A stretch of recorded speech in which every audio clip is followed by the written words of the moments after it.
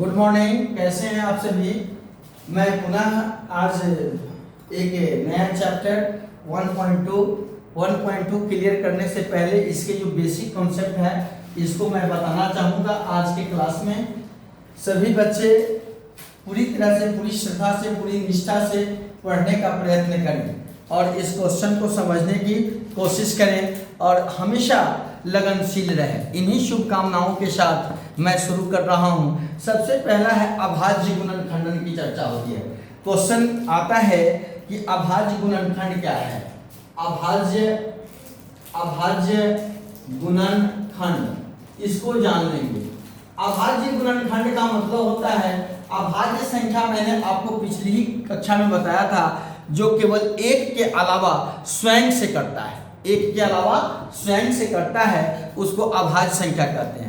लेकिन अभाज्य गुणनखंड की चर्चा होती है तो इसकी परिभाषा दे सकते हैं, किसी संख्या को केवल अभाज्य संख्याओं के, लिखो, किसी संख्या को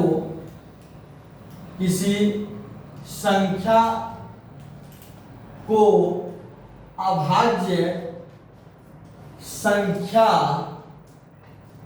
के, किसी संख्या को अभाज्य संख्या के गुणा के रूप में लिखना, गुणा के रूप में संख्या, अभाज्य संख्या को गुणा के रूप में लिखना, गुणा के रूप में लिखना अभाज्य गुणनखंड कहलाता है। अभाज्य गुणनखंड कहलाता है। अभाज्य गुणनखंड कहलाता है। किसी संख्या को अभाज्य संख्या के गुणा के रूप में लिखना अभाज्य गुणनखंड कहलाता है। आखिर यहाँ प्रश्न होता है, लिखना कहो, अभाज्य गुणनखंड के रूप में लिखना कहो, तोड़ना कहो, लिख करके तोड़ना का मतलब होता है उसको छोटे पैटर्न में लाना। जैसे मेरे प्यारे बच्चों 14 का हमको अभाज्य गुणनखंड करना है, जरा समझो। तो इसको सबसे पहले आप पढ़े हैं, एक न तो भाज्य संख्या है न अभाज्य संख्या है, एक न तो भाज्य संख्या है न अभाज्य संख्या है। तो हम 2 से शुरू करते हैं। 2 सत्ते 14, यानी 2 क्या है, 14 का क्या हो गया अभाज्य गुणनखंड, 2 × 7 यानी 2 × 7। 2 क्या है, अभाज्य संख्या है और 7 क्या है, अभाज्य संख्या है। इस रूप में लिखने की जो प्रक्रिया है, इस रूप में जो तोड़ने की प्रक्रिया है, 14 को मैंने 2 × 7 में तोड़ा है या लिखा है, यही अभाज्य गुणनखंड कहलाता है। या क्या कहलाता है, अभाज्य गुणनखंड कहलाता है। इसकी जैसे 20 है तो 20 तो 4 से भी कट रहा है, तो डायरेक्ट 4 से नहीं कटाएंगे, 1 से तो नहीं कटाएंगे, 2 से कटाएंगे, 2 अभाज्य संख्या है, 10 हो गया। फिर 2 से कटाएंगे, 2 से 5 हो गया, 20 का क्या हो गया, 2 × 5। यह अभाज्य गुणनखंड हो गया, क्योंकि यह अभाज्य है, यह अभाज्य है, यह अभाज्य है। इस प्रक्रिया में जब हम लोग तोड़ते हैं, इस प्रक्रिया में जब हम लोग लिखते हैं, तो इसको हम लोग क्या कहते हैं, अभाज्य गुणनखंड कहते हैं। इसमें इसका सर्वप्रथम किसने बताया था, इस चीज को सर्वप्रथम CF गॉस ने इस अभाज्य गुणनखंड को दिया था। अगर प्रश्न आता है अभाज्य गुणनखंड की प्रक्रिया को किसने बताया, तो लिखेंगे CF गॉस ने इस अभाज्य गुणनखंड के बारे में, अभाज्य गुणनखंड के बारे में समझाया था। किसने समझाया था मेरे प्यारे बच्चों, CF गॉस ने। यही वो पहले महानुभाव थे, पहले व्यक्ति थे जिन्होंने अभाज्य गुणनखंड के बारे में समझाया था। इसमें मुख्य बात 3 चीज आती है। सबसे पहले समझो अभाज्य। अभाज्य का मतलब ही होता है, अभाज्य का मतलब होता है, ये लिखने की चीज नहीं है, अभी आप सब समझो, क्योंकि मैंने पिछली कक्षा में इसके बारे में मैंने समझा दिया था। जो एक से बड़ी एवं स्वयं से कटने वाली होती है, एक से बड़ी होती है, लेकिन एक से और स्वयं से दुइये को से विभाजित होगा, यानी एक से बड़ी होती है। एक न तो भाज्य संख्या है और न ही अभाज्य संख्या है। अभाज्य इसमें मुख्यतः तीन बातें आई। सबसे पहला बात आ गया अभाज्य। अभाज्य होता क्या है? एक से बड़ी संख्या होती है लेकिन एक के अलावा स्वयं से विभाजित होता है, उसको हम लोग अभाज्य संख्या कहते हैं। समझ में आ गया? दूसरा आता है गुणनखंड। गुणनखंड क्या है? जो दी गई संख्या से पूरा पूरा विभाजित हो, गुणनखंड समझेंगे। गुणनखंड क्या है? गुणनखंड जो दी गई संख्या से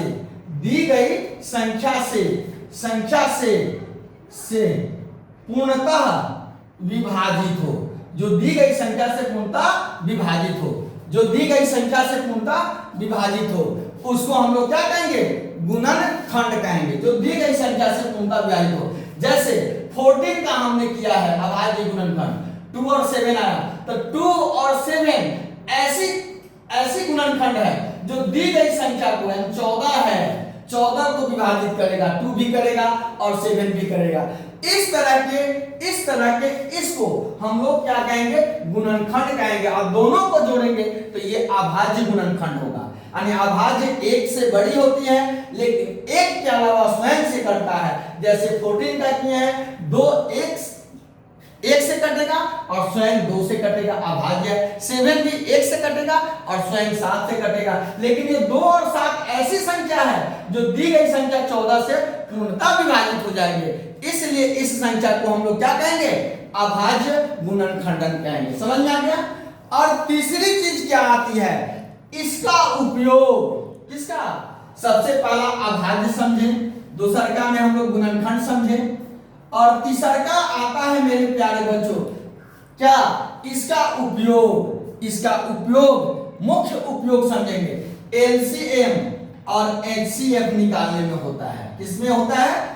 एलसीएम और एचसीएफ निकालने में होता है। इसका उपयोग कौन चीज में होता है? एलसीएम और एचसीएफ निकालने में होता है। समझ में आ गया?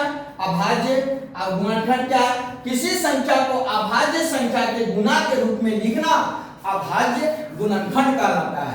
जो जिस संख्या से कटता है वो गुणनखंड कहलाता है।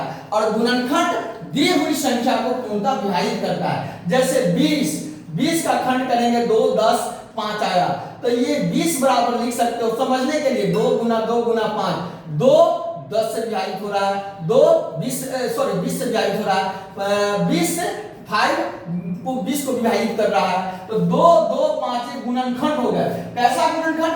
अभाज्य गुणनखंड हो गए। समझ में आ गया? इसका प्रयोग कौन चीज के लिए होता है? एलसीएम निकालने के लिए होता है और एचसीएफ निकालने के लिए होता है। समझ में आया कि नहीं आया? आगे समझो।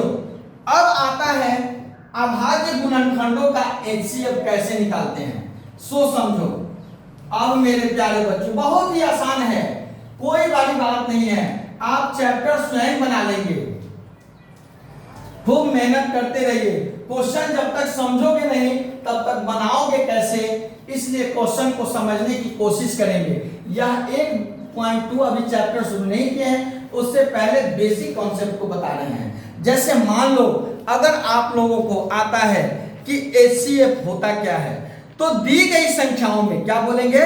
दी गई संख्याओं में प्रत्येक उभयनिष्ठ अभाज्य गुणनखंडन का सबसे छोटी घात का गुणनफल होता है। एचसीएफ क्या होता है? जैसे देखो एचसीएफ को डिफाइन करना है तो लिखो दो संख्याओं, क्या लिखेंगे? दो संख्याओं, क्या लिखेंगे? चाहे संख्याओं में क्या लिखेंगे? संख्याओं में क्या लिखेंगे? संख्याओं में प्रत्येक उभयनिष्ठ, संख्याओं में प्रत्येक उभयनिष्ठ। उभयनिष्ठ का मतलब होता है कि जो दोनों में शामिल हो।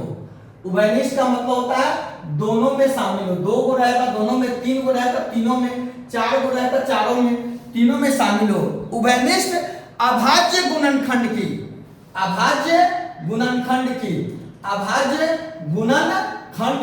क्या बोलेंगे? संख्याओं में प्रत्येक उभयनिष्ठ, क्या बोलेंगे?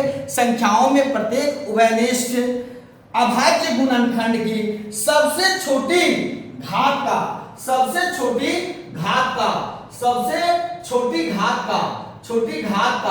गुणनफल होता है। सबसे छोटी घात का गुणनफल होता है।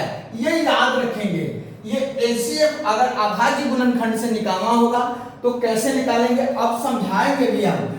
अब एलसीएम की चर्चा होती है तो एलसीएम क्या होगा, संख्याओं में उभयनिष्ठ क्या लिखेंगे, सेम चीज, लेकिन बड़ी सबसे छोटी, इसमें क्या हो जाएगा, सबसे बड़ी घात का गुणनफल लिखेंगे। संख्याओं में प्रत्येक उभयनिष्ठ अभाज्य गुणनखंड सबसे गुणनखंड के कर दो, सब गुणनखंड के सबसे बड़ी घात का गुणनफल होता है। ये चीज ध्यान रखेंगे, यानी इसमें क्या होता है, सबसे छोटी घात का गुणनफल और सबसे बड़ी घात का मतलब पावर होता है। जैसे हम निकालते हैं एचसीएफ और एलसीएम 6 का 72 का और 120 का निकालते हैं अभाज्य गुणनखंड से। 6 का खंड करो मेरे प्यारे बच्चों, 6 लिखोगे यहाँ पर 6 बराबर क्या लिखोगे, 6 को अभाज्य 2 तिया 6 यानी 2 गुना 3 आया। 72 का करो, क्या करोगे, 72 का 2 से 36, 2 से 18, 2 नवा 18, 3 तिया 9, 2 कै को आया 3 गो, तो यही हो गया 2 को पावर 3, 2 सब में है 3 हो गया, और गुना 3 कै को है 2 को, 3 की पावर 2। यहां तक समझे कि नहीं, ये घात हो गया। जैसे 2 गुना 2 2 3 है तो 2 पे पावर 3 आया, यही घात हो गया। अब हम निकालेंगे 120 का करो, 2 से 7, 2 से 30, 2 से 15, 2 पर 3 5 15, 2 कै को आया 3 गो, 120 लिखो, तो 2 पावर 3 गुना 5। अब एचसीएफ निकालेंगे। एचसीएफ क्या होता है, सबसे छोटी घात का गुणनफल। सबसे छोटा घात कौन है, तीनों में देखो सबसे छोटा घात कौन है, तो सबसे छोटा घात इस 2 वाला में देखो, 2 पर 3 सबसे बड़ा है, 3 बड़ा है, 2 सबसे छोटा है, इसलिए 2 हो गया, गुना 3 में कौन है, 3 वाला में देखो 3 पे पावर 2, 3 गुना 5, 3 पे पावर 1, तो ये 3 हो गया। सबसे छोटा घात कौन हो गया, 3 हो गया। सबसे छोटा घात 3 है तो 3 हो गया, जिसका एलसीएम 6 हुआ। लेकिन 5 क्यों नहीं हुआ, इसमें चर्चा उभयनिष्ठ का मतलब होता है कि सब में शामिल, तो सबसे छोटा घात वाला एचसीएफ हो गया, निकल जाएगा। अब सबसे एलसीएम निकालेंगे, सबसे बड़ा घात कौन है इसमें, देखो 2 को पावर कितना है 3 है, 2 को पावर 3 लिखेंगे, 2 को पावर 3 है ना, सबसे बड़ा है तो 3 हो गया, गुना अब क्या है, 3 में कौन सा है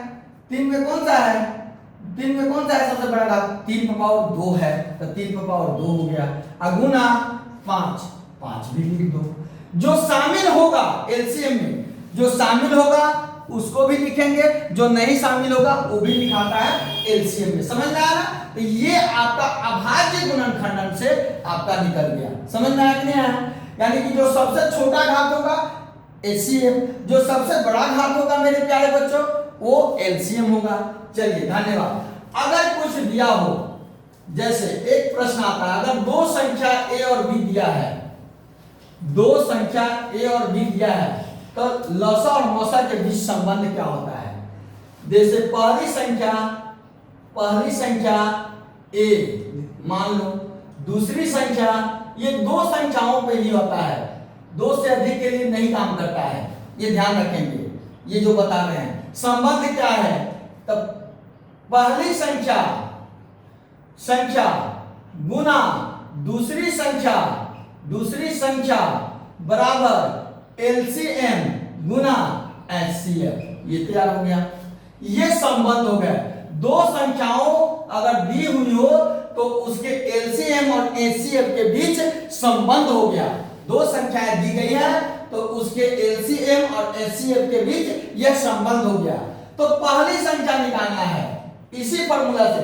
अगर एक ये याद रहेगा तो आप सब निकाल सकते हैं, एलसीएम भी निकाल सकते हैं, एचसीएफ भी निकाल सकते हैं। तो पहली संख्या बराबर क्या हो जाएगा, पहली संख्या बराबर क्या लिखोगे एलसीएम गुना एचसीएफ बटा क्या लिखोगे दूसरी संख्या। पहले निकालना है तो गुना में है तो बटा में चला गया, ये हो गया। अगर हमको दूसरी संख्या निकालना है, दूसरी संख्या बराबर क्या हो जाएगा एलसीएम गुना एचसीएफ बटा पहली संख्या, ये संबंध हो गया। अगर मतलब दो संख्या 1 2 3 4 4 में 3 अगर दिया हो, एक कोई भी आप निकाल सकते हैं इस सूत्र से। अब आपको एलसीएम निकालना है तो कैसे निकालोगे, पहली संख्या गुना दूसरी संख्या, पहली संख्या गुना दूसरी संख्या बटा एचसीएफ बराबर एलसीएम ये निकल गया। पहली संख्या गुना दूसरी संख्या, अब बटा एचसीएफ कर दोगे, गुना में है तो एलसीएम निकल जाएगा। यही पहली संख्या गुना दूसरी संख्या को हम लोग बोलते हैं संख्याओं का गुणनफल। क्या बोलेंगे मेरे प्यारे बच्चों, संख्याओं का गुणनफल। अब देखो फिर लिखोगे पहली संख्या गुना दूसरी संख्या बटा एलसीएम बराबर एचसीएफ। ये आपका एचसीएफ निकालने का तरीका हो गया। अब समझ में आया कि नहीं आया? अब हम लोग एलसीएम जब निकालेंगे कभी कभी जांच करने के लिए भी आता है। जैसे क्वेश्चन आपको दे दिया जाएगा, जैसे मान लो कि 26 91 से 3 6 दे दिया और कहेगा इसका एलसीएम और एचसीएफ की जांच करें, क्वेश्चन में आता है। तो सबसे पहले इसका एलसीएम निकालोगे। 3 6 का एलसीएम कितना होगा, 3 6 का एलसीएम 6 होगा, आप निकाल लेंगे। एचसीएफ कितना होगा, एचसीएफ मान महत्तम क्या होगा, महत्तम इसका 3 होगा। अब देखो ये सही है कि गलत है, किसका निकाल रहे हो, दो संख्या ए और बी है, ए बराबर 3 हो गया, बी बराबर आपका 6 हो गया। एलसीएम आपका कितना हो गया, 6 हो गया, एचसीएफ कितना हो गया, 3 हो गया। ये सही है कि गलत है, इसी फॉर्मूला पर इसी के भी संबंध ज्ञात करना है। पहली संख्या गुना दूसरी संख्या बराबर एलसीएम गुना एचसीएफ। तो पहली संख्या 3 है, दूसरी संख्या 6 है, एलसीएम 6 है, एचसीएफ 3 है। 18 3 6 18 और 6 3 18 दोनों बराबर आ गए कि नहीं, यानी ये सही है, संबंध दर्शाता है। ये क्वेश्चन आपको 1.2 में आएगा संबंध दर्शाने के लिए। समझ में आया कि नहीं आया? इन्हीं शुभकामनाओं के साथ आप सभी बड़े ये बेसिक चीज था जो आप पिछली कक्षाओं में भी पढ़े होंगे, इसलिए जो है ना ज्यादा इस पे टॉपिक पर ध्यान नहीं दिए हैं। थोड़ा बहुत जो चैप्टर से रिलेटेड है उसको मैंने समझा दिया, इसलिए आप सभी खूब पूरी श्रद्धा से पूरी ईमानदारी से पढ़ते रहे और आगे बढ़ते रहे। ईश्वर से प्रार्थना है। धन्यवाद।